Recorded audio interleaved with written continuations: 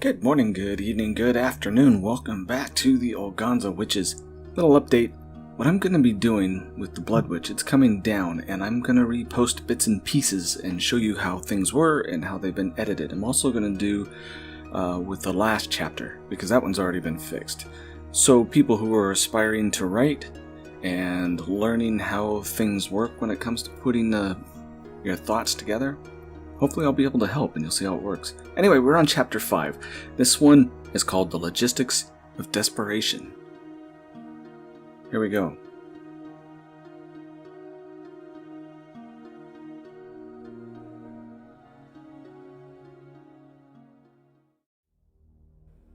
I brought another carafe and hardtack. It's all they had in the kitchen for now. Shelley then took her seat next to opposite to her husband as he sat pondering over notes, maps, and documents that explained how Ag stood in the world of logistics. Is it that dire? Vin pushed the scraps, notes, and sundries in front of him away from his eyes and to the side. He had been at work for several very early hours in the palace study. It is difficult. We will have 3,000 soldiers on the march for Cyrodiil by tomorrow. I think it will be enough. Due to some internal intrigue and defections, Brine and the coast almost to Dawson defected to Senton. I almost don't blame them. It was nearly assured of a great deal of death by siege or combat. We never thought that Senton would head north, since Knowles was always on the south. Now we are without all those resources. This is not what worries me the most. Mother saved the town of Gales from a disease of some sort. She used higher magic to do it. There's not much left in Mother to give. She will be weaker and sleep longer. It happens every time now. I fear we will lose her if she continues to sacrifice herself. Beyond that, she will not be available to support the troops at Cyrodiil. And what's more, there have been instances of nature caller magic near Ebonburg. Our daughter Braid hasn't reported in from there yet. I hope she will have her wits about her. She may need it. Vin rubbed his eyes as he spoke. I'm glad it's Braid and not Gifford. Braid will know what to do. Gifford would as well, but probably would disregard reason for something foolhardy. The other boys never could be persuaded to leave the main force. Their men love them for it. Shelley took Vin's left hand to play with his fingers as a small gesture of comforting touch. I hope that you're right. Ploto was the cause of the curse that killed our king and father. In order for him to do that, it took some sly and manipulative measures. There are stories that he has a magic that can manipulate and persuade minds. That is how he got close to my father. I hope Braid will be immune to such magic if he tries to influence her as well. She's a strong woman. Let's have faith in her good sense and willpower. Indeed. Any news from General Braxton? Has he been successful? Shelley only looked up from playing with Vin's fingers just briefly. I did get a report. It seems that food will be hard to come by, but mercenaries have been bought. He has a force of nearly 1,500 marching to our aid as we speak. The cost wasn't too high, fortunately. I hope sincerely that we have no disruption in supply wagons coming from Dawson and the fishing villages. If those hold, then we will survive the winter. Those mercenaries are to be sent for that purpose.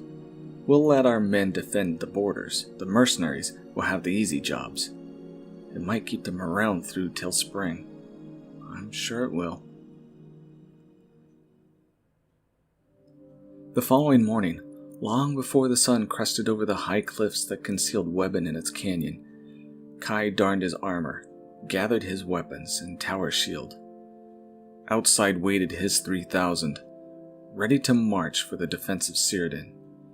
Among those who were to join him were his 3 sons and the 4 sons of Vin. It was one of the greatest forces that the country of Ag had ever gathered in its 50-year history. Before this time, and since its founding, Ag had relied upon the magic of Hannah, their queen, and Othin when his mind was much sharper. The two combined with the brilliant military mind of their first king allowed Ag to become a growing threat to despotism and the abject disdain for the common folk that all the other kings and queens had for their own people. Ag was a stain that needed to be blotted out according to all other royalty, but it was the hope and the envy of all the farmers, fishers, builders, miners, and tradespeople throughout the continent. Only King Knowles, who profited greatly from the gold of the Trodaire, stood by and guarded the new kingdom. Knowles and his people were now gone. Ag stood alone without an awake mage to assist in its defenses. This army of 3,000 and its general Prince Kai were all that stood between prosperity and ruin. All of Webben knew this, and each of its citizens stood to watch as their men of war marched off to battle. All knew that a great many of them would not return, and all understood the sacrifice. Those in the parade were determined to save the lives of their old, young, and women folk from a certain death in slavery. Fear was not seen in any of them, but sorrow was an emotion that covered the entirety of Ag like a thick, poisoned fog. Corbide crystals that had been mined out of the same mountain that hid Webben within still shone bright on the pikes and street lamps. The high cliffs kept sunlight to just a few hours of the day, but Corbide lit the road, gave light to the path of the soldiers, and shone on the high windows with the newly constructed great gate that kept Webben safe. As the army marched through the enormous passage, the roar of the citizens could be heard shouting words of love, encouragement, and promises of devotion. The 4th sentry on the great gate waved their Corbide out the observation balustrade to show solidarity with the forces and hope of Ag. This scene had energy, power, and confidence to nearly every man who marched, but underneath all the pomp and hushed under the cry of the onlookers, Kai kept his silence. He had studied warfare under the expert tutoring of his father, King. There had been few as wise and inspired as his father, and Kai knew he was not like his father. He wasn't as strategically minded or eloquent with words in inspiring the hearts of his soldiers. And this worried him, but he kept this hidden.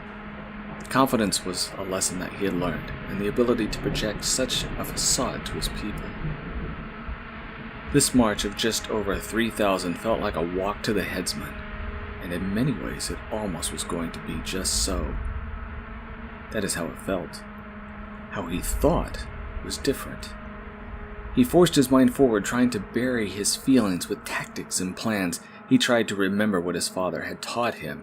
He also remembered that few could catch a spear like he and Vin could. These mixed thoughts and emotions were all hidden in the stern and unbending face of the Prince of Ag. He would not allow failure to himself, to his people, or the memory and ideals of his father. Kai was determined to face the enemy and win, no matter how mixed his thoughts and feelings tugged at him. It wasn't more than 4 miles past the mouth of the mountain that led to the hills and plains of the Great Pines Pass when 53 young men left the wooded pathways to join the march. They were quick to join with Giffey and his detachment of 400. Each of the Trodaire and Ulgonsah cousins had 400 under their command, with Kai taking the near 500 that remained. Now, though, Giffey had a group of 53 more join him. Most of the young men were unknown to any in the army except a handful who Kai recognized. They were boys the last time he had seen them, and were always up to no good with Giffey. Vin had forbidden Giffey from associating with this rabble, but from the warm greetings that the 53 gave him, Giffey disregarded his father's command and added to the lot of hooligans. Each had well-worn armor, each had the look of strength similar to Giffey, and each showed a great deal of lust for battle. Their enthusiasm and eagerness was that much more infectious to the surrounding troops. It was only a moment before they broke out in song as they marched. Within 100 yards, the entire force of 3,000 joined in the songs, including Kai. The songs were of old times, old friends, and the victories over evil. These 53 added what was needed to the army of Ag. They added the bond of brotherhood that holds men's hearts together and helps them to overcome odds not in their favor. It's that brotherhood that removes doubts and hesitation. With these young brutes that joined Giffey's force, real victory could be felt already. The men of Ag were looking forward to a glorious victory.